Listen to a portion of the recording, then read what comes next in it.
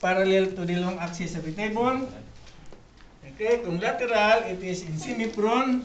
So rotate the body, elevate the opposite shoulder and hip. Hip is supported by flexing the knee.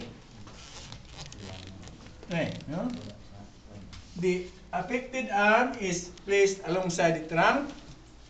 The opposite elbow is again flexed for support, supporting the elevated shoulder, the knee flex supporting the elevated hip. Okay? Ya, kini siya tanawa ha, ana. We are doing right lateral of the head. And left elbow flex upward for support. And yang right is alongside the trunk. Opposite knee flex.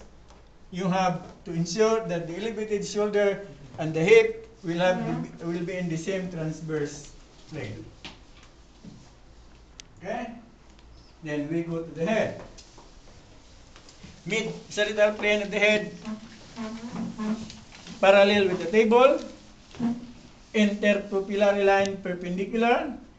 To check whether naghangad o nagduko imong pasyente, so we use the infraorbitometer line parallel to the transverse axis of the film.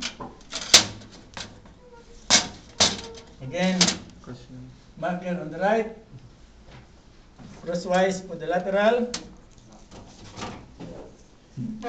Ang ingon sa inyong notes diha, ingon ni kumparing Philip, infraorbitometer line parallel to the long axis, to the axis of the transverse axis of the cassette. Para di na ka na mangita, I usually use the side of the table. So, infraorbitometer line perpendicular to the side of the table. Side ha, to the table. Not to the table, kay dili na siya perpendicular, it's parallel. So, it's the side of the table. Mid-sagittal plane parallel, interpupillary line perpendicular, infraorbitometer line perpendicular to the side of the table. Okay? Ano na siya? Kung dili gani na siya ka-maintain, you use an opaque sponge, ibutang dire. Pugong sa iyang chin, hindi mahuwag.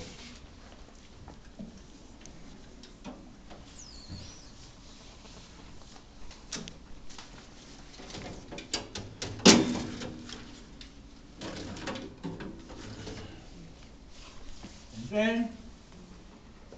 Beam is directed perpendicular, centered 3/4 inch anterior and 3/4 inch superior to the